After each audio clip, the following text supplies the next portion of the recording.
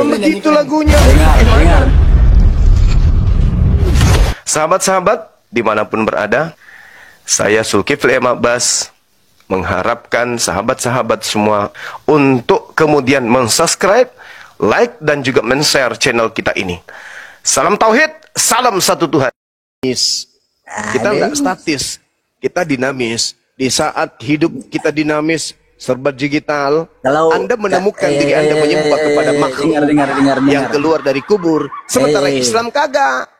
Kalian cemburu, maka kalian menggiring opini bahwa kami juga menyembah manusia. Kamu aja. Tapi Rob, kamu tidak bangkit-bangkit lagi tuh. Ada bukti dalil sudah ditunjukkan. Kamu saja Nabi Muhammad. Dengar. Nabi Muhammad, dengarkan. Nabi Muhammad membawa Al-Qur'anul Karim. Nabi Muhammad membawa Al-Qur'anul Karim. Yesus yang terangkat ke langit tidak membawa Roma, Galatia, Filipi, Efesus, dan seterusnya. Tidak membawa Lukas, Markus, Matius, Yohanes. Enggak. Yang membawa kitab-kitab itu semuanya sudah ada di alam kubur. Yesus tidak pernah memberikan sebuah kitab kepada Karisteng. Oke? Oh, jangan dibisukan lah, Penyembah-penyembah Yesus itu belum ada terangkat ke surga. Buat apa dibisu-bisu? Kamu saja tidak respect dan agama orang lain. Buat apa dibisu-bisu? Penyembah Allah sudah ada naik ke langit, yaitu Yesus. Penyembah Yesus ada nggak naik ke langit? Ayo, Yesus menyembah Allah. Buat apa naik ke langit pun waktu kiamat? Makanya. Otak kau simpan mana? Nyanyi lagi yuk. Aduh, dengar dulu. Cara kamu mengaji di masjid itu tidak konsitar, kau tahu? Tidak masuk musik. Dengar. Dengar itu dulu. Kau atur dulu cara kau mengaji supaya kamu tidak masuk musik. Selamat pagi Yesus. Aduh, selain daripada selamat pagi Roh Kudus. Terima kasih kepada kalian bertiga. Sakit hati. Mereka memuliakan kami nyanyi di gereja, kamu yang sakit hati. Aduh. Mereka memuji apa masalah kamu? Saya mau tanya, kamu sakit hati kenapa kami nyanyi gereja? Itu hak kami.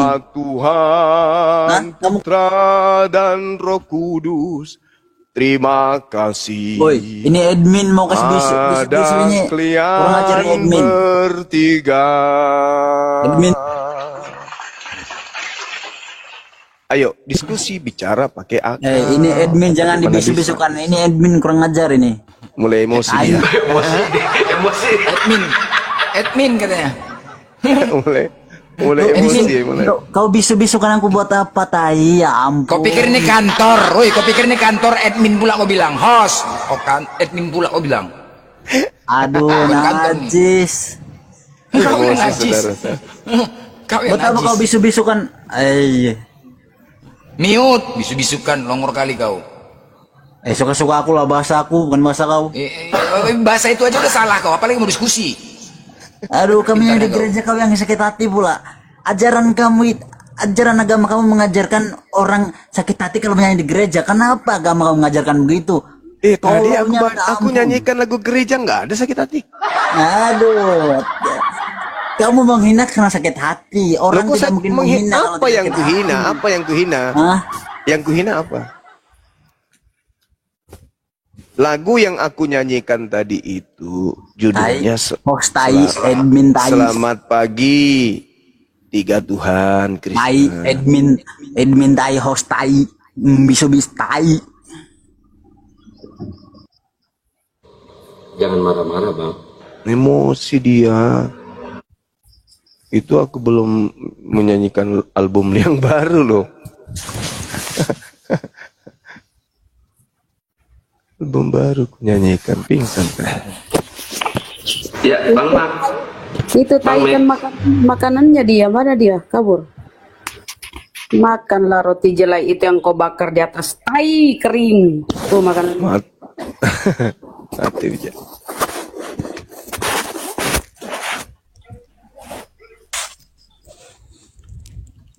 Bang Max, selamat malam, Bang. Wow. Kok begini suaranya.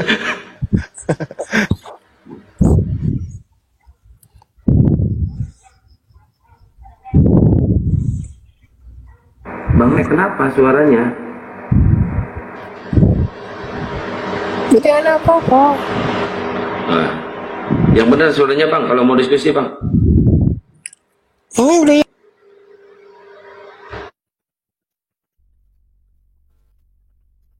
Kenapa suaranya itu kira-kira?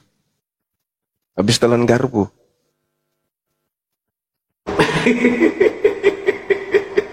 Dia lagi tuh si Excel tadi, yang tadi turun tadi. Dia itu enggak gini loh, dia enggak jujur. Sebenarnya Kristen-Kristen ini kalian gini loh, enggak perlu kalian takut untuk jujur.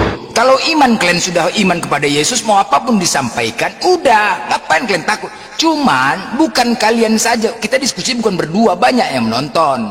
Di sini mencerdaskan. Janganlah bohong, sesuai yang pengen tertulis.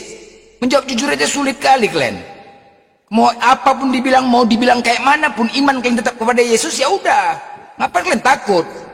Jujurlah diskusi, bos. Jangan buat kita ribut di sini. Siapa yang nggak jujur?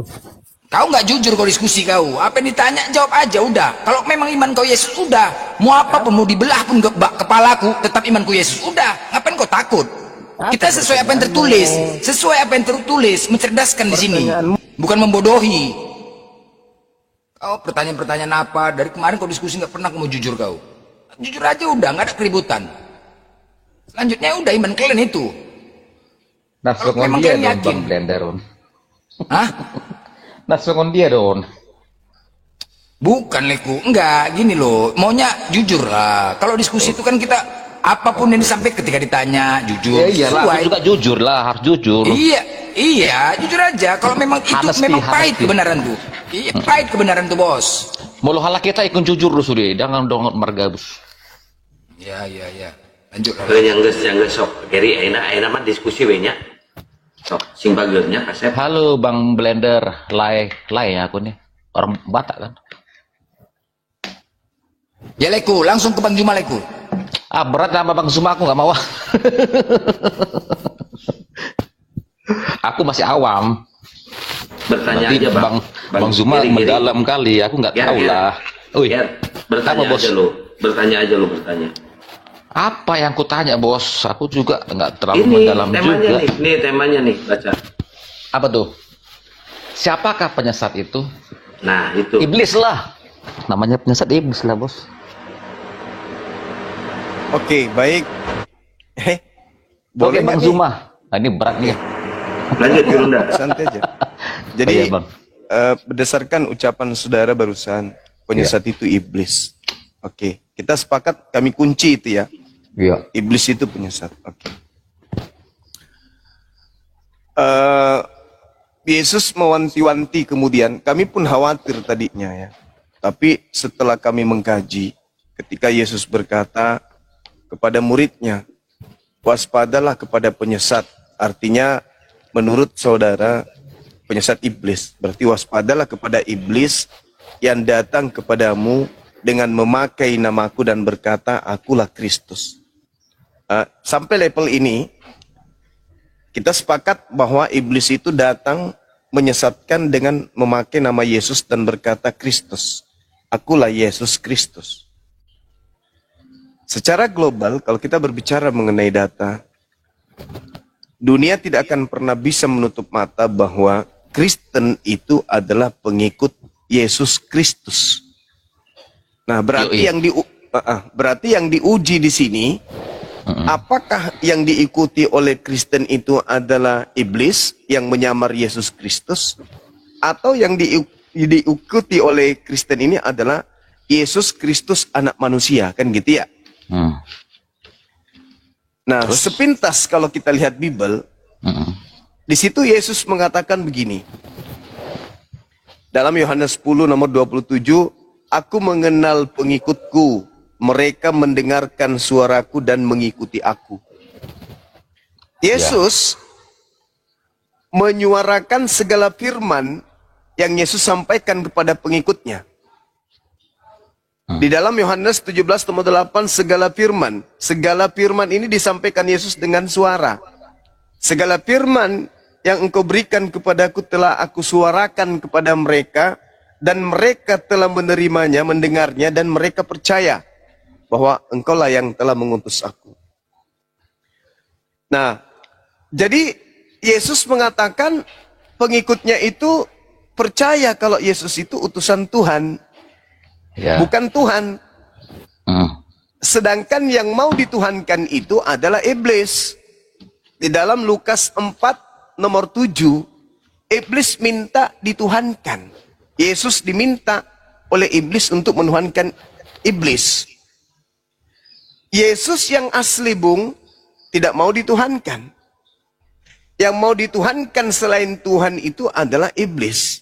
Nah, iblisnya datang memakai nama Yesus Kristus. Kata Yesus tadi dan kata Anda sendiri bahwa penyesat itu mengaku itu adalah iblis. Nah, iblisnya datang mengaku bernama Yesus dan mengaku minta disembah, itu adalah iblis. Sedangkan hari ini Kristen menyembah Kristus, Yesus.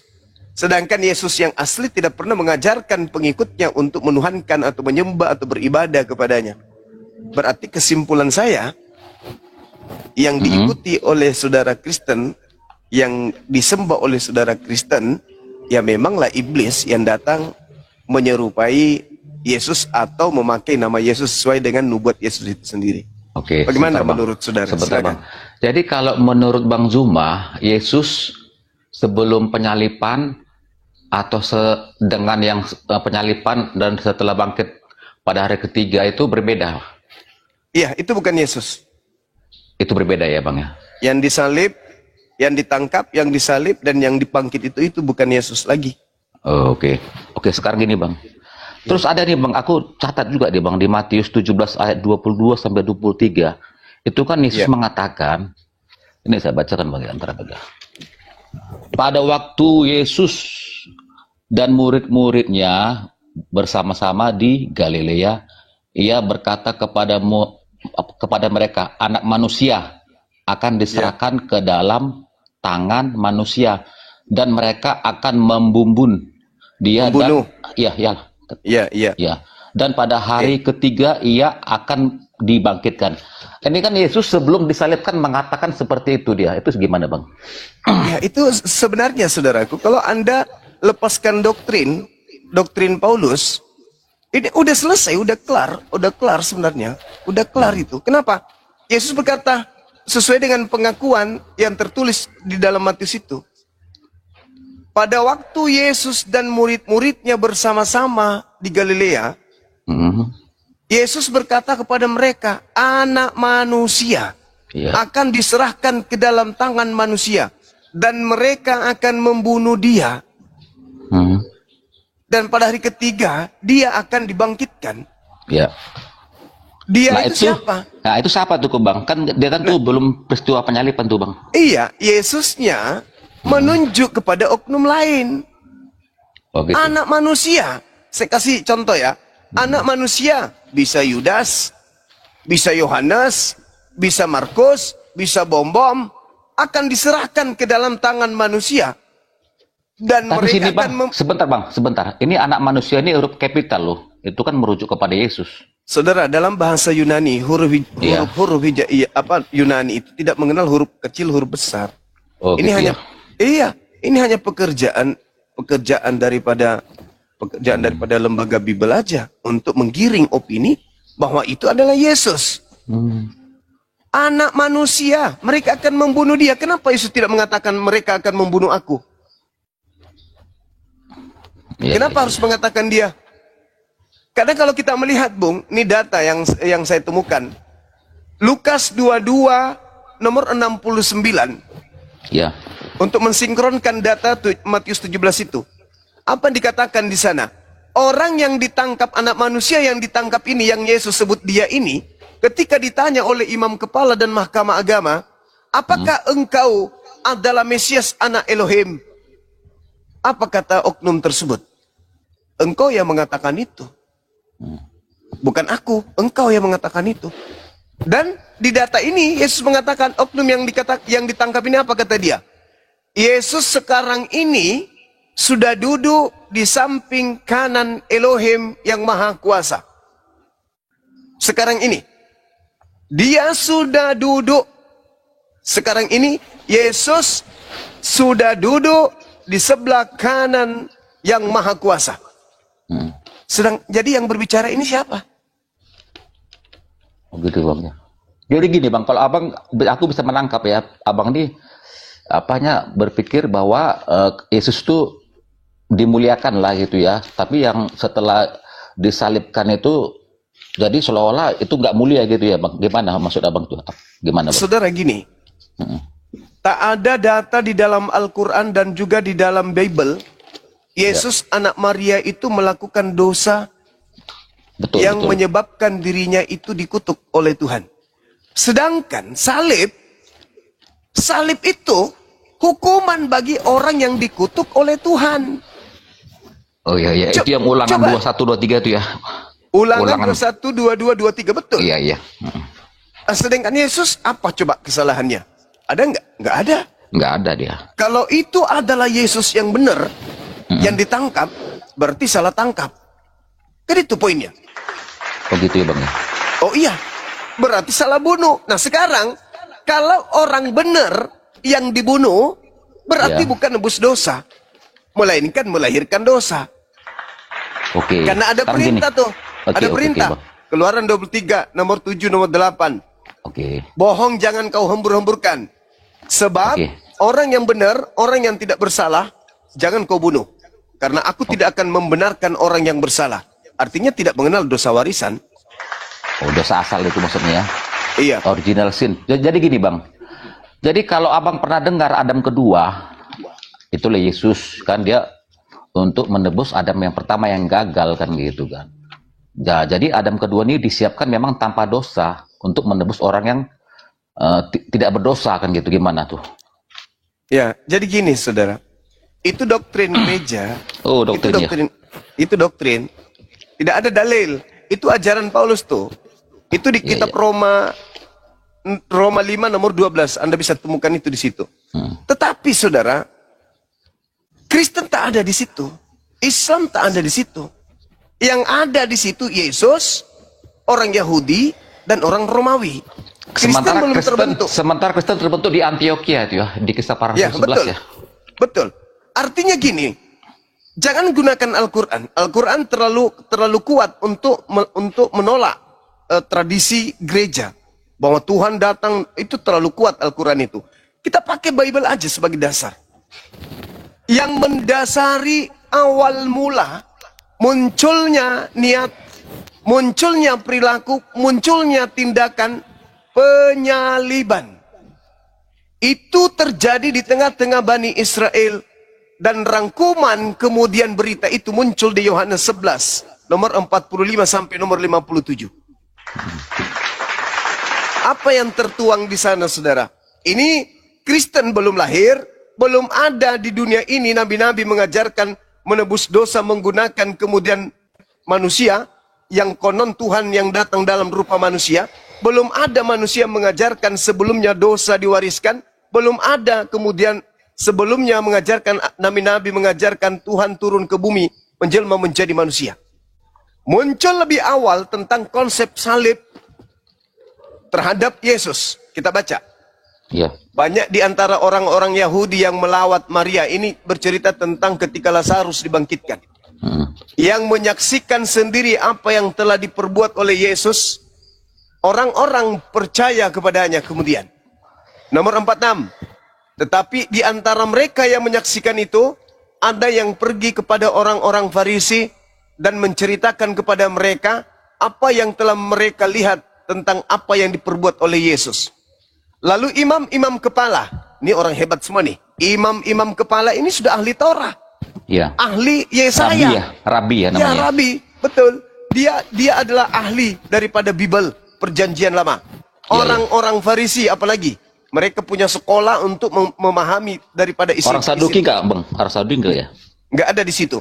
Oh, iya. Memanggil mahkamah agama untuk berkumpul dan mereka berkata. Jadi di situ sudah ada mahkamah agama, sudah ada orang Farisi, sudah ya, ada Sanhedrin namanya itu.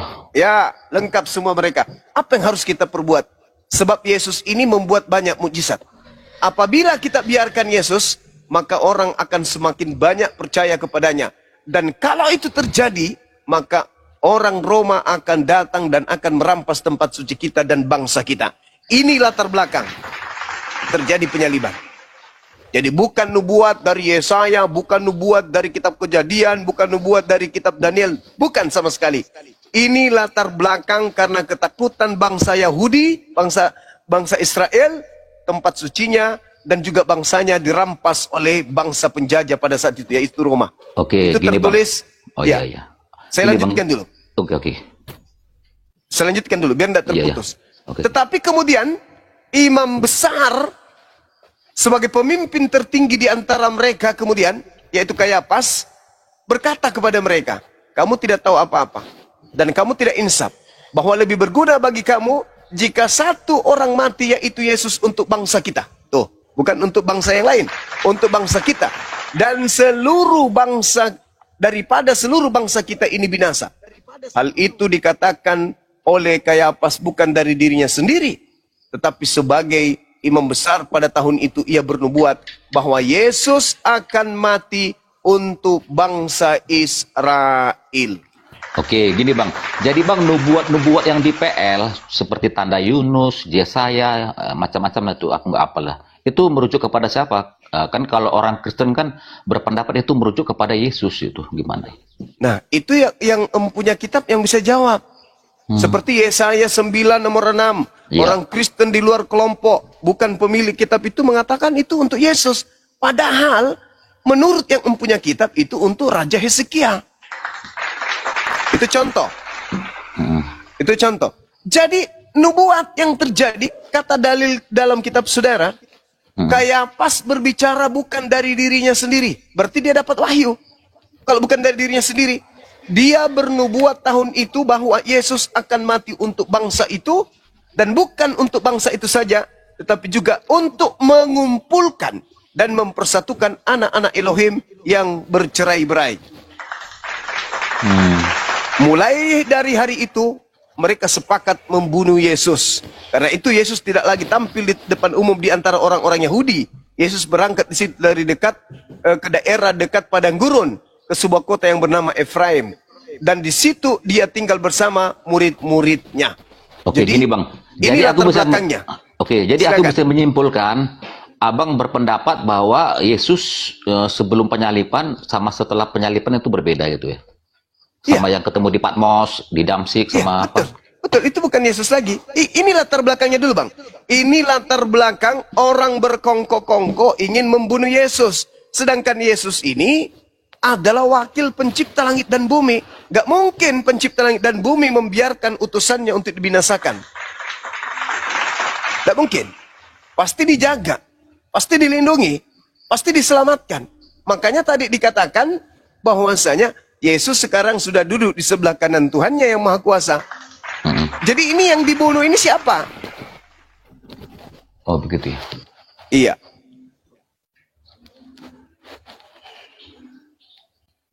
Iya juga ya. Nah, setelah itu saudaraku, setelah itu Yesus sebelum penyaliban, Yesus berkata kepada muridnya, waspadalah kepada penyesat yang datang itu aku kepada... pernah dengar Bang, itu Bang tentang nubuat akhir zaman. Itu gimana Bang? Oke, baik saudaraku. Jadi Yesus ditanya, apa tanda kedatanganmu? Ya. Nah, iya kan? Apa tanda kedatanganmu? Tanda kedatanganku, yang pertama, aku akan nampak di tengah langit. Seluruh manusia akan melihat aku. Bulan tak bercahaya, matahari menjadi gelap, bintang-bintang berjatuhan, kuasa langit akan berguncang. Itu tanda kedatanganku. Nah, kalau tanda kedatangan Yesus itu sudah ada, berarti itu adalah tanda akhir zaman. Nah, sekarang jadi apakah tanda kalau itu? yang Yohanes ketemu di Patmos sama Paulus yang ketemu di Damsik itu berbeda itu Bang?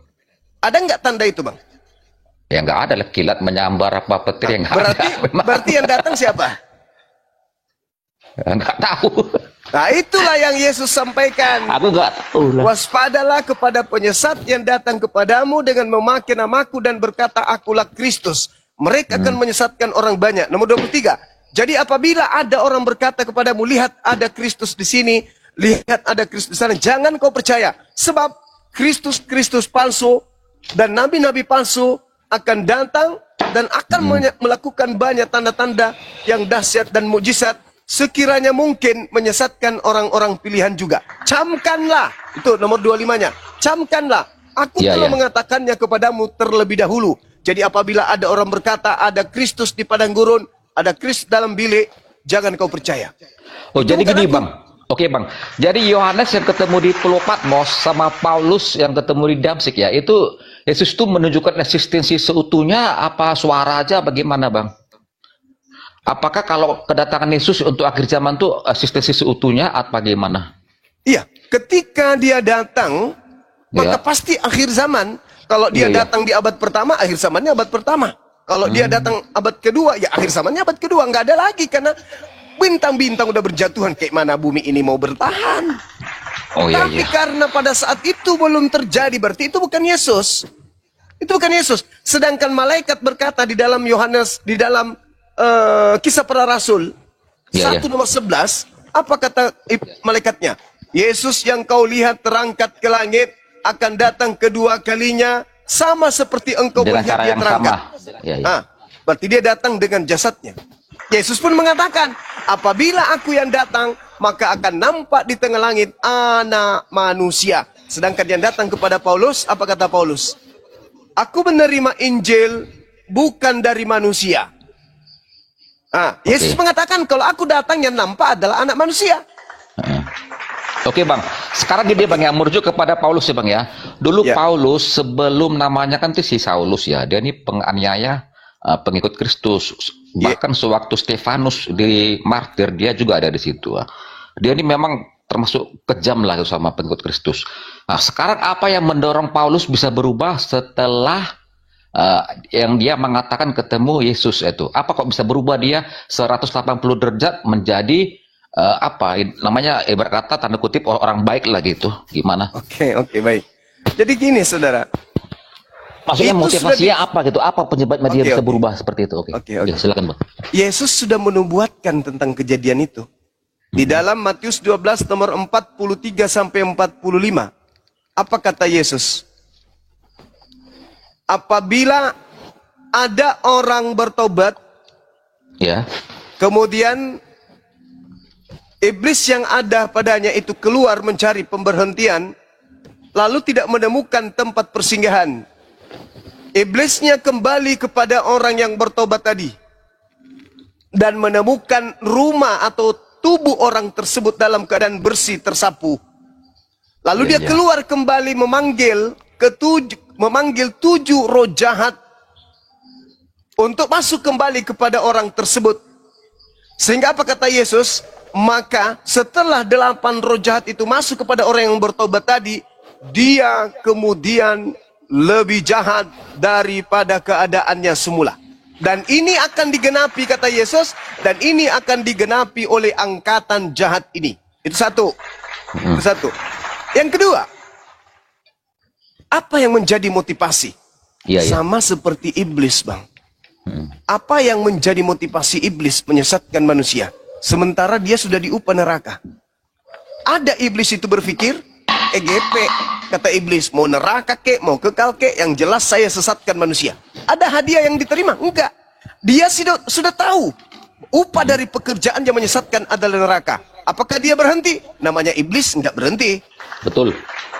Nah, ini yang terjadi. Ketika kemudian Yesusnya menubuatkan, waspadalah kepada penyesat yang datang kepadamu dengan memakai namaku dan berkata, akulah dia. Apa fungsinya penyesat ini? Dia akan menyesatkan banyak orang. Sama seperti iblis, dia akan menyesatkan banyak orang. Upahnya neraka. Penyesat ini ketika dia datang dan orang percaya kepadanya, maka orang yang percaya kepadanya itu akan menjadi nabi, akan menjadi utusan, akan menjadi wakil, akan menjadi rasul bagi dirinya untuk menyesatkan orang lain. Apa motivasinya? Sekedar kesombongan untuk memuaskan dirinya di hadapan Tuhan. Bahwa lihatlah, ketika engkau mengagungkan kemudian Adam, aku mampu menyesatkan minimal keturunannya. Aku akan menjerat mereka masuk ke dalam neraka. Apa endingnya? Matius 7, nomor 22-23. Pada hari terakhir nanti banyak orang memanggil aku Tuhan. Bukankah kami bernubuat, mengusir setan, bermujizat pakai nama Yesus. Apa kata Yesus? Hanya hal daripada aku tidak mengenal kalian, kalian semua adalah pembuat kejahatan. Ya, ya. Jadi orang-orang yang mengusir setan, bernubuat, menyembuhkan orang sakit pakai nama Yesus, yang datang membantunya itu siapa rupanya? Oh gitu ya. Karena Yesus asli mengatakan, aku tidak mengenal kalian. Jadi ada iblis yang membantu penyesat dengan memakai nama Yesus yang mereka pakai untuk bermujizat. Tetapi Yesus asli mengatakan, aku tidak mengenal. Aku memanggil Yesus loh. Ya, tapi aku tidak mengenal kamu. Lalu Yesus mana yang kemudian membantu aku pada saat aku bermujizat? Yesus iblis. Berarti betul ada iblis yang ngaku-ngaku Yesus. Oh gitu. Oh jadi gini bang, kalau aku lihat abang ini memuliakan Yesus yang anak Bunda Maria, tapi kalau setelah penyalipan enggak gitu bang ya? Iya, betul. Yang aku tangkap sih. Coba apa khotbah Petrus? Khotbah Petrus saja dulu kita lihat di dalam Kisah Para Rasul 2 nomor 29 sampai nomor 33. Ya. Petrusnya yang berkhotbah loh di situ. Bukankah Nabi Daud adalah kakek kita dan kuburannya masih ada di tengah-tengah kita? Beliau sudah menubuatkan akan bangkitnya Mesias di tengah-tengah Bani Israel. Jasadnya tidak mengalami kematian. Jasadnya tidak ditinggal di kuburan, melainkan dia akan diangkat, ditinggikan oleh tangan kanan Elohim. Tidak dimatikan, jasadnya tidak mengalami kebinasaan, dan dia tidak ditinggal di kubur. Sedangkan, kata Petrus, di data nomor 36, jadi orang Israel harus tahu, bahwa Yesus yang kau salibkan itu, telah dijadikan menjadi Kristus, Tuhan dan Kristus. Padahal di dalam Lukas 2:11, pada hari ini telah lahir bagimu juru selamat, yaitu manusia yang diurapi Tuhan di kota Daud. Dia sudah Kristus bang, sejak dia lahir. Sedangkan yang disalib baru dijadikan menjadi Kristus pada saat itu bagi penyalibnya. Harusnya kalau memang awalnya Tuhan ya Tuhan aja gitu kan, kenapa gitu kan? Iya, tapi ada satu hal yang perlu saya jelaskan di sini. Kristus itu adalah konsep Yahudi. Kristus Mesias dalam bahasa mereka. Sedangkan kalau Mesias ini atau Kristus ini tidak pernah sampai pada level Tuhan. Kristus adalah manusia yang diurapi Tuhan, yang diutus menjadi juru selamat kepada kaum yang kepada siapa mereka diutus. Jadi Kristus itu bukan Tuhan. Kristus itu adalah manusia yang diurapi Tuhan. Maka terjemahan Lukas 2 nomor 11 itu harus diluruskan tuh. Pada hari ini telah lahir juru selamat, yaitu Kristus, manusia yang diurapi Tuhan di kota Daud. Itu baru betul. Oke, sekarang karena kalau dikatakan Kristus Tuhan lahir, itu timpang, nggak masuk akal. Oke, sekarang ini bang, bukankah misinya Yesus datang ke dunia kan untuk jadi juru selamat, bukan untuk mengenalkan dirinya sebagai Tuhan? Kan misinya sebagai juru selamat, bukan untuk mengenalkan dirinya sebagai Tuhan. Oke. Itu gimana? Oke, Yesus sudah memberikan kisi-kisi itu. Apa kata Yesus? Satu, hidup kekal. Kan yang dikejar manusia itu kan hidup kekal. Hidup kekal itu adalah mereka mengenal Engkau satu-satunya Tuhan. Ya. Dan mengenal Yesus Kristus yang Engkau utus. Berarti cuma satu Tuhan. Jangan dikenal Yesus sebagai Tuhan. Karena sudah ada satu Tuhan yang itu mengutus Yesus. Yesus dikenal hanya sebagai utusan. Hidup kekal ada dua. Yang pertama, mengenal Tuhan yang mengutus Yesus sebagai satu-satunya Tuhan. Dan mengenal Yesus sebagai utusan Tuhan. Kalau dalam konsep Islam, la ilaha illallah Yesus Rasulullah. Oh gitu ya. Itu hidup kekal. Bahkan ketika Yesus mengatakan, ditanya di dalam Matius 19 nomor 16, Guru, apa yang harus aku lakukan supaya aku memperoleh hidup yang kekal? Apa kata Yesus? Lakukan seluruh perintah Elohim. Di mana Elohim itu memerintah? Di kitab Tanakh, termasuk Torah. Berarti Torah itu harus dilakukan untuk memperoleh hidup yang kekal. Itu level pertama. Kata muridnya, kata orang tersebut, aku sudah melakukan itu. Apalagi? Jual seluruh hartamu, berikan kepada si miskin. Level kedua. Itu sudah dilakukan misalnya. Maka level ketiga baru ikut Yesus. Kalau ikut Yesus, masuk ke dalam Yohanes 14 nomor 12. Barang siapa yang mengikuti aku, maka dia, barang siapa yang mengasihi aku, maka dia akan mengikuti pekerjaan-pekerjaan yang aku kerjakan. Apa pekerjaan yang Yesus lakukan? Pekerjaan dia sebagai orang yang rohaniawan, dia sebagai Kristiani, atau dia sebagai seorang Yudaism? Apa Yudaism ya? Yudaism. Berarti kalau mengasihi Yesus, percaya kepada Yesus, berarti orang itu hidup seperti Yudaism, bukan seperti Kristen. Karena Kristen muncul di Antioquia ya. Nah, betul. Di Antioquia, Kisah Para Rasul 11. Pertama kali, betul, nomor 27. Pertama kali 26, pertama kali kemudian Paulus dengan Barnabas kalau nggak salah itu ya, Bang. Yes, sebelum mereka ribut. Yang mengikrarkan sebelum mereka pisah gitu apa? Aku pernah dengar juga. Ya lah, oke lah Bang Zuma ya. Aku Terakhir, Bang. turun aja Bang ya, terlalu dalam dan aku nggak berani. Berat nih Bang Zuma nih. Oke Bang. Iya, Terima kasih Bang masukannya Bang ya. Makasih. Oke, thank you. Nah, saudara-saudara, saya tambahkan sedikit. Apesnya ketika kemudian diceritakan dalam Kisah Para Rasul 11 nomor 26 ini, pertama kali disebut Kristen ini, itu di Antioquia, Turki. Coba lanjutkan bacaan kita di data nomor 21 di Kisah Para Rasul ini. Ketika Paulus masuk kembali, pulang dari mengajarkan ajarannya, doktrinnya, masuk ke Yerusalem, dia bertaubat, saudara-saudara. Bertaubat dari mengajarkan orang lain untuk tidak bersunat. Bertobat dari mengajarkan orang lain makan babi. Kalau ajarannya itu betul, Galatia 5 itu betul. Galatia 5 ini adalah benar-benar dia percaya diri. Maka jelas ngapain dia bertobat? Coba saudara-saudara lihat di Kisah Para Rasul 21 nomor 15 sampai nomor 26. Paulus jelas-jelas bertobat. Paulus jelas-jelas kemudian melakukan kurban persembahan. Katanya persembahan cukup sekali. Tapi kenapa Paulus melakukan persembahan lagi? Mentahirkan diri. Artinya, Paulus hanya memprank orang-orang di luar Yerusalem. Saya kira itu dari saya, teman-teman. Silakan diambil alih.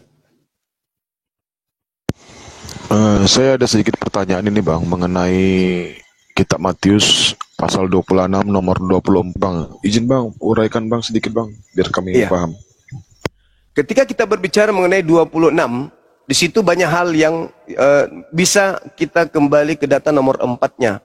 Misalnya, kalau kita berbicara mengenai Matius 26, kita kembali ke Matius 26 nomor 4-nya dulu. Mereka merundingkan suatu rencana untuk menangkap Yesus dengan tipu muslihat dan untuk membunuh Yesus. Saya ulang lagi, ketika kita berbicara mengenai Matius 26, nanti memang Yesus itu ada sholat, ada sujud, kemudian dikatakan bahwa mereka melakukan kesaksian-kesaksian palsu. Memang ada tuh. Bagaimana kemudian diterangkan seperti itu di kitab ini? Yang Anda minta nomor 14 ya kan? Nomor 24 Bang, 24. Oh, nomor 24-nya. Oke, ketika berbicara mengenai 24, anak manusia memang akan pergi sesuai dengan apa yang tertulis tentang dia. Betul itu. Apa yang tertulis tentang dia? Mazmur 91. Kalau itu Yesus ya, kalau itu Yesus, kata iblis, sebab ada tertulis tentang engkau. Coba masuk kembali ke Lukas 24, Lukas 4 atau Matius 4. Yesus, jatuhkan dirimu ke bawah, sebab ada tertulis tentang engkau. Jika engkau adalah anak Elohim, maka pencipta langit dan bumi akan mengutus malaikatnya untuk menatang engkau di tangannya agar kakimu tidak terantuk kepada batu. Berarti anak manusia memang akan pergi sesuai dengan yang ada tertulis tentang dia. Akan tetapi celakalah orang yang olehnya anak manusia itu diserahkan. Adalah lebih baik orang itu sekiranya ia tidak dilahirkan. Maksudnya apa? Maksudnya apa? Gara-gara manusia pengkhianat inilah 2 miliar manusia menjadi sesat. Adalah lebih baik jikalau orang ini tidak usah dilahirkan. Karena dia sudah diterangkan Yesus dalam Yohanes 6 nomor 70. Aku yang memilih engkau yang 12 dan satu di antaramu adalah iblis. Itu jelas tuh. Makanya tadi saya menarik ke data nomor 4. Mereka melakukan tipu muslihat dan bersepakat membunuh Yesus. Sekarang ketika orang-orang fasik sepakat membunuh Yesus, apa yang terjadi? Tuhan membiarkan? Tidak. Baca Amsal 21 nomor 18. Kok ke sana perginya Bang Suma? Lah, tadi Matius 20 nomor 24, anak manusia memang akan pergi sesuai dengan yang ada tertulis tentang dia. Apa yang tertulis tentang dia? Matius 26 itu ditulis kitabnya di tahun 60 sampai 65. Ada yang mengatakan 62. Yesus berkata, emang tahun itu? Enggak. Yesus berkata di tahun antara tahun 29, tahun 30, 31, 32, 33. Apa yang tertulis di situ? Buku-bukunya Paulus belum ada tertulis, buku Lukas belum tertulis, buku Matius belum tertulis, buku Yohanes belum tertulis, buku Markus belum tertulis, Kisah Para Rasul belum tertulis, Ibrani belum tertulis, kemudian 1 Yohanes, 2 Yohanes, 3 Yohanes belum tertulis. Jadi yang tertulis yang mana? Kitab Perjanjian Barunya Yahudi. Kitab Perjanjian Barunya Yahudi, yang mereka kenal sebagai Perjanjian Lama malahan, ada nggak di situ kemudian diterangkan anak manusia akan datang, kemudian untuk diserahkan kepada orang-orang jahat, lalu kemudian dibunuh untuk dosa manusia? Enggak. Yang tertulis, tengok di dalam Lukas 24 nomor 44, apa kata Yesus? Semua yang tertulis tentang aku di dalam kitab Taurat. Tuh, disebut. Nggak malu-malu Yesus menyebutnya. Di dalam kitab Taurat, kitab para nabi, dan kitab Mazmur. Masuk ini barang. Jika engkau adalah anak Allah, ada tertulis tentang engkau di Mazmur. Yesus mengatakan, harus digenapi apa yang tertulis tentang aku di Mazmur. Iblis mengatakan, sebab ada tertulis, jika engkau adalah anak Allah, maka Kristen harus mengakui ini. Kalau mereka mengakui Yesus itu adalah Allah, maka mereka harus berselancar ke Mazmur 91. Harus berselancar ke Amsal 21 nomor 18. Orang fasik dipakai tebusan bagi orang yang jujur, dan pengkhianat dipakai ganti kepada orang yang benar. Itu harus tergenapi. Akan pergi aku meninggalkan dunia ini sesuai dengan apa yang tertulis tentang aku di dalam kitab para nabi. Apa yang tertulis tentang aku di kitab para nabi? Aku akan terangkat langsung. Di mana itu tertulis? Mazmur 91, Mazmur 11 dan seterusnya, Mazmur 27 dan seterusnya. Kemudian diterangkan di dalam kitabnya orang Yahudi bagaimana Tuhan menyelamatkan kemudian nabinya, orang-orang benarnya. Jadi tidak ada dasar pijakan. Sedangkan Tuhan sendiri mengatakan bahwasanya di dalam Keluaran, dalam Ulangan 21 yang harus digenapi pelaku dosa yang dikutuk oleh Elohim. Terakhir, Ulangan 27 nomor 25, terkutuklah orang yang menerima suap untuk menyerahkan orang yang benar agar dibunuh. Oke, terima kasih Bang. Jadi sedikit lagi Bang, jadi gara-gara si anak manusia ini yang menyerahkan anak manusia, sehingga dia membelokkan jalan hukum, sehingga sebegitu banyaknya manusia di muka bumi disesatkan oleh dia Bang. Begitu Bang. Betul sekali. Kata Yesus apa? Kata Yesus apa? Waspadalah kepada penyesat yang datang kepadamu dengan memakai namaku dan berkata, akulah dia, akulah Kristus. Jangan kau percaya, mereka akan menyesatkan banyak orang. Banyak orang. Mereka akan menyesatkan banyak orang. Banyak orang yang akan disesatkan. Kalau itu bukan tetangga kita, lalu mana banyak orang itu yang disesatkan? Enggak ada. Berarti pembohong dong. Bohong dong dia. Bohong dong. Ternyata enggak ada. Karena yang menjadi pengikut Kristus hanya saudara kita Kristen, dan ternyata mereka tidak disesatkan. Lalu yang disesatkan pengikut Kristus palsu itu yang mana? Sedangkan kalau kita lihat nih, coba kita lihat di dalam Yohanes 12 yang sering kita ulas. Yohanes 12 ketika Yesus berbicara yang dianggap Tuhan oleh saudara Kristen, ada 3 hal yang perlu diperhatikan di sana. Yang pertama, sekarang berlangsung penghakiman atas dunia ini. Kalau dulu Nabi Abraham atau Nabi Adam datang di atas muka bumi, tidak ada yang menuhankan Adam. Kalau dulu Nabi Abraham diutus, tak ada yang menuhankan Nabi Abraham. Ishak nggak ada, Musa nggak ada, hanya Yesus yang dituhankan. Nabi yang diutus ke tengah-tengah Bani Israel yang dituhankan. Makanya Yesus mengatakan, sekarang berlangsung penghakiman atas dunia ini. Yang kedua, sekarang juga penguasa dunia ini, ada penguasa dunia. Yang kedua, sekarang juga penguasa dunia ini. Penguasa dunia itu siapa? Di dalam narasi iblis.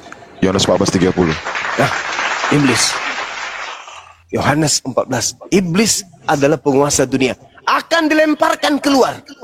Kalau iblis ini tadi awalnya dilemparkan dari Ganbi Eden. Lalu disimpan di mana ketika dia dilemparkan ke bumi? 2 Petrus 2 Bang, nomor 4. Subhanallah. Lalu Yesaya 14 nomor 15, apa kata Tuhan di situ? Sebaliknya, ke dalam kubur aku masukkan engkau. Iblis yang tadinya naik ke langit ingin menyamai Tuhan, rupa-rupanya dilemparkan oleh Tuhan masuk ke dalam alam kubur.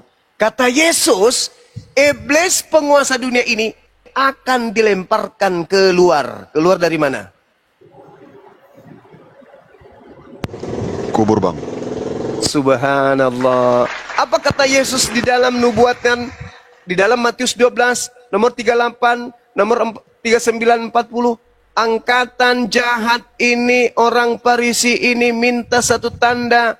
Dan tidak akan diberikan satu tanda kepada orang jahat.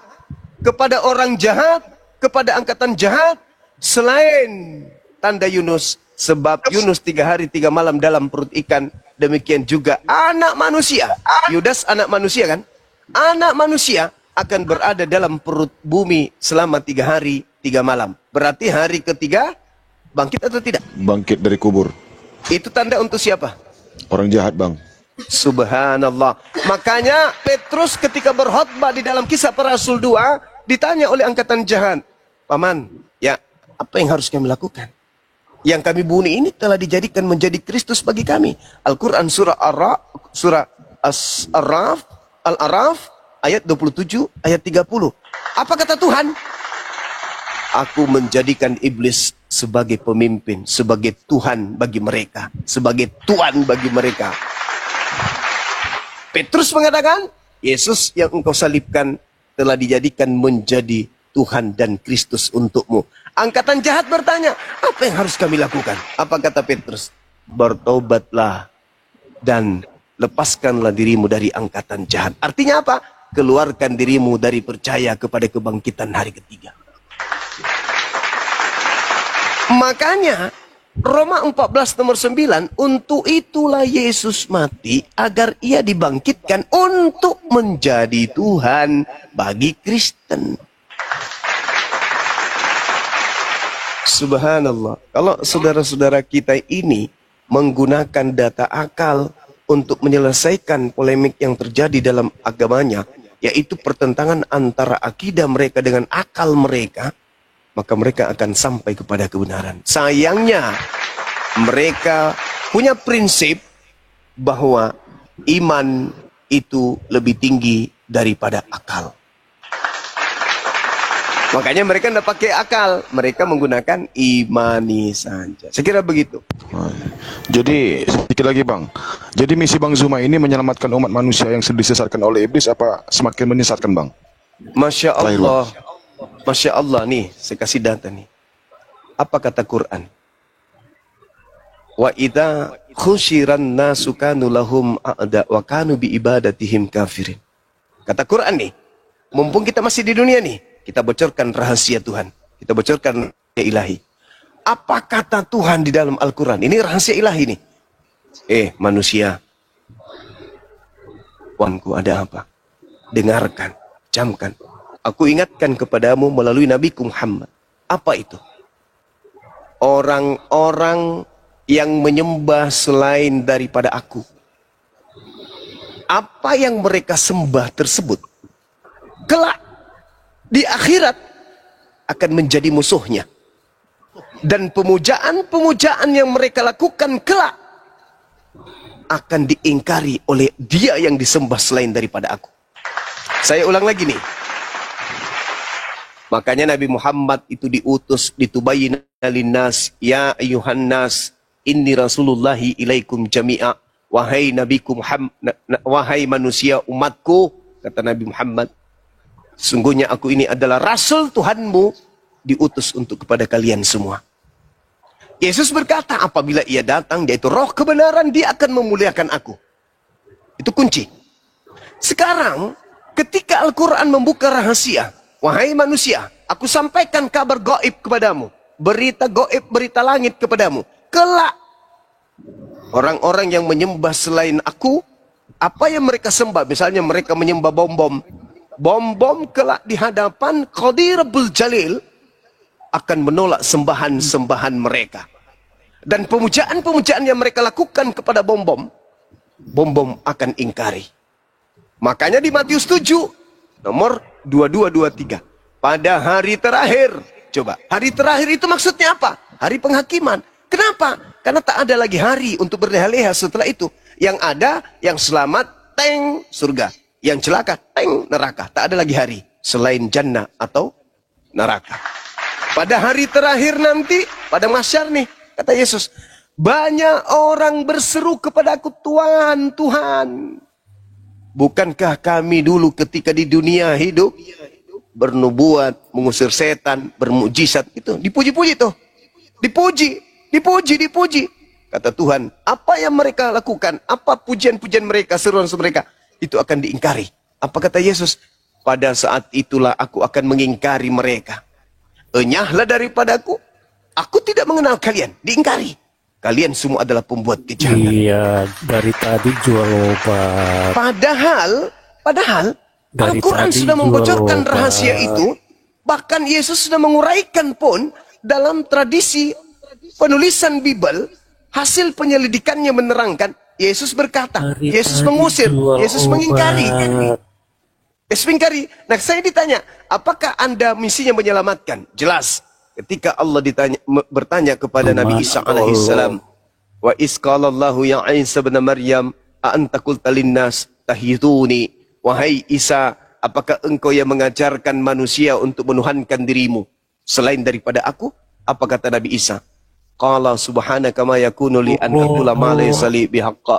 Yohanes 12 nomor 49 nomor 50. Kemudian dia mengajarkan apa? Ani abdullah rabbi wa rabbakum. Yohanes 2 nomor 24, nomor 22 dan nomor 22 dan 23.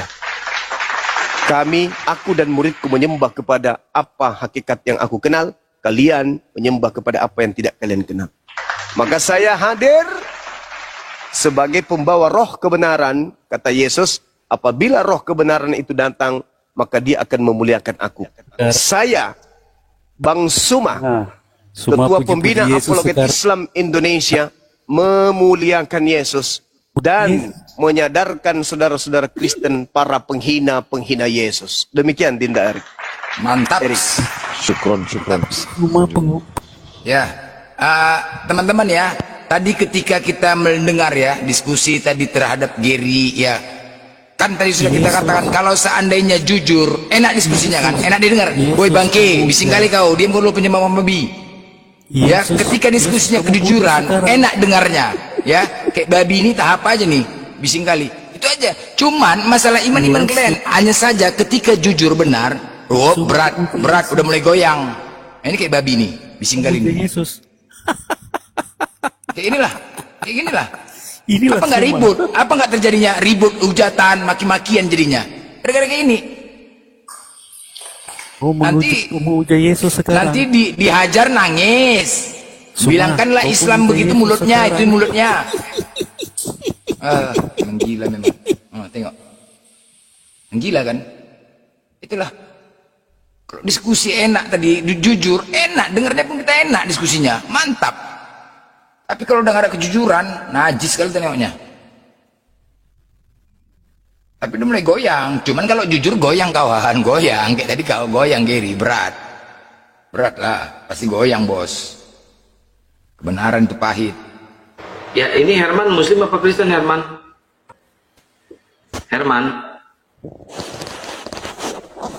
Iya bang. Suara Bang Andi udah familiar. Burhan, Muslim apa Kristen?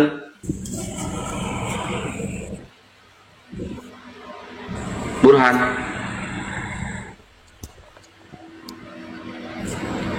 Oh, kalau sinyalnya jelek, ini merah ini biasanya tanda-tanda nih. Burhan. Halo Burhan. Delon. Halo, ya, halo bang, ya bang. Ya, Bang Delon Muslim apa Kristen?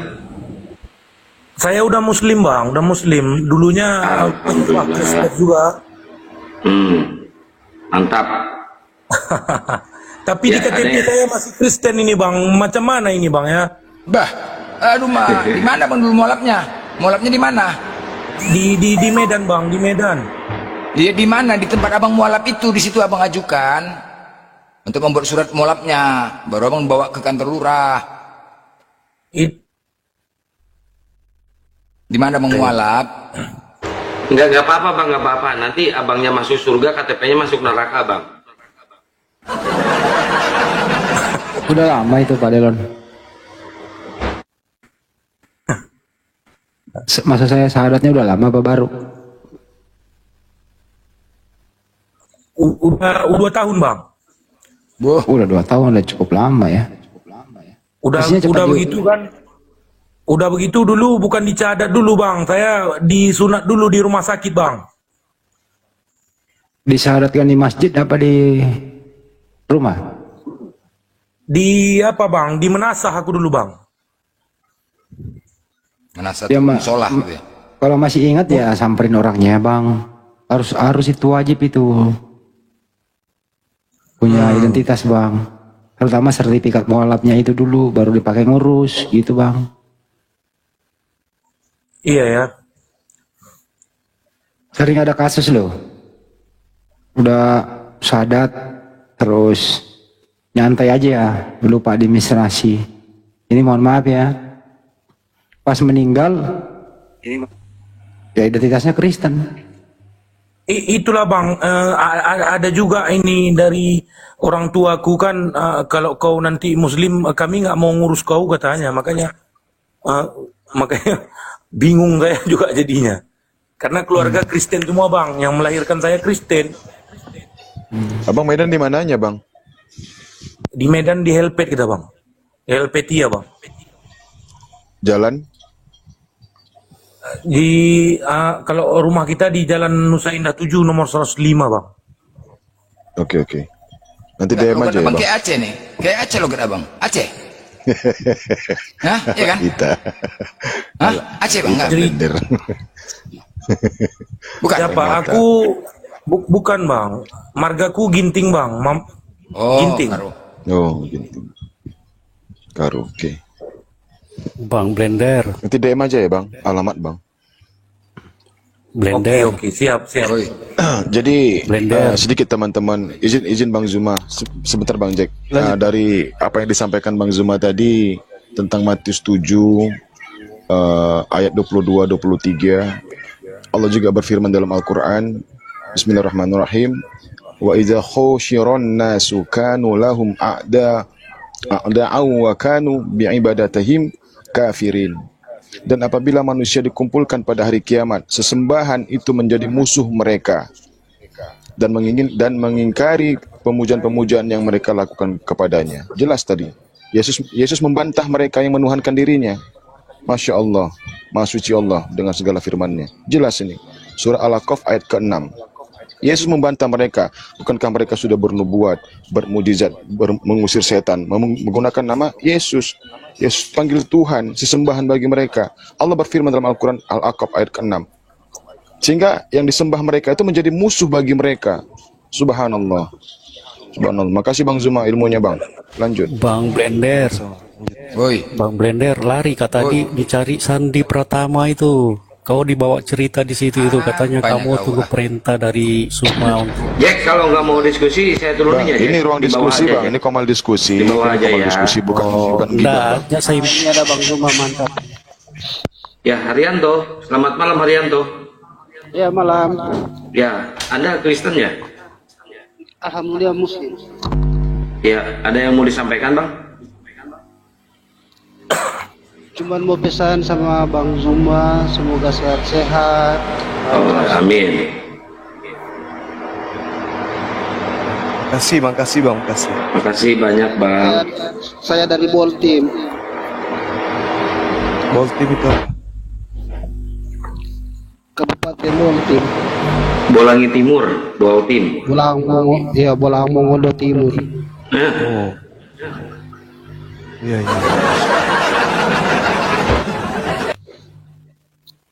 Yang paling penting di sini yang perlu dibantu nih kalau memang benar yang Delon ini teman-teman di Medan ya segera ditemui. Ya nanti insya Allah Bang, insya Allah. Nanti Abang DM aja Bang alamatnya ya Bang. Oke, siap Bang, siap. Ya, DM saya aja Bang. Langsung pun bisa Bang, nanti biar saya cek. Ya, oke siap. Kalau masalah KTP saya bisa Bang Andi. Bisa on cam nggak nih? Bisa on cam nggak Bang?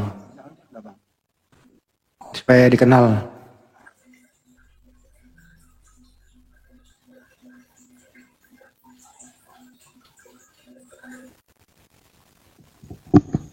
Bisa Bang Delon? Ini prioritas. Kalau memang benar sudah syahadat 2 tahun yang lalu, KTP-nya masih Kristen, nggak ada sertifikat, ya teman Medan nih harus segera turun tangan nih. Bagaimana? Seperti ya, masalahnya pengakuannya baru ini hari Bang. Iya maksudnya selanjutnya gitu. Mana Delonnya? Ya udah nggak ada. Berarti nggak serius dia.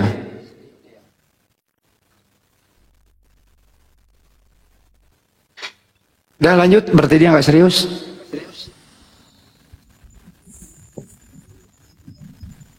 Turun dia. Efek ke rumah Bang Saiful tuh. Yang baru naik silakan. Lanjut. Anli, selamat malam Anli. Kristen. Anli Kristen. Kalau dari marganya Muslim, Hasibuan. Son Kristen. Pera Kristen. Enggak. Son Kristen. Perester. Hah? Son? Muslim. Oh, Muslim. Apa yang disampaikan Bang? Ini kita yang tolong yang Kristen yang naik dulu ya Bang ya, biar diskusi ada jalan. Saya darah Yesus, Islam. Darah Yesus. Pasber Kristen, Pasber. Ngorok dia. Kasih nah. Nyanyi lagi Bang, coba nyanyi lagi. Yesus, nyanyi lagi Bang, main. Nyanyi lagi biar panas tuh. Datanglah Yesus. Seriosa ya, kayak seriosa. Iya gitu ya. Nyanyi lagi Bang. Nanti aja. Kalau ada penyembah roh nanti. Yesus. Yo Ikhwan, assalamualaikum warahmatullahi wabarakatuh. 5.400 viewer. Waalaikumsalam. Panglimaku, bendaharaku. Ibadah mereka ke barat-baratan ya Bang ya. Besarin, Pera dulu, biar dia ini masalah milad. Besarin dulu Bang ini. Bang. Tunggu dulu, ini ada Uncle sama IWG. Uncle, IWG mau masuk Islam? Assalamualaikum warahmatullahi. Selamat malam. Wahyu. Udah tahu nggak saya mendirikan True Islam? Kalau bapak kau Islam sejati, true itu benar, Islam yang benar. Kepala bapak kau. Berislam itu ternyata berisaal masih. Suka hati kau. Kau ambil aja itu semua. Iya bang, kan ini kan saya intermezzo memperkenalkan. Kau ambil aja. Oh ini si IWG, sini kalau IWG gini enak. Iya Dewan Wahyu. Ternyata Muhammad itu mentuankan manusia juga. Sampaikan dulu Kores, mending ini masih 5.000-an. Oh iya. Sampaikan. Ya udah Ikhwan, yuk silakan yang belum beli tiket milad kedua API, acaranya di Masjid Tebet Jaksel, Masjid Al Ittihad. Nanti kalian di sana akan bertemu dengan kami lengkap gitu, ya.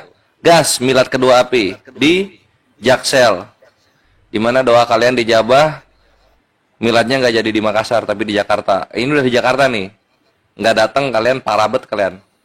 Oke? Dan rayakanlah kemenangan miladnya API itu ibarat kemenangan kita melawan para penghujat Islam, ikhwan.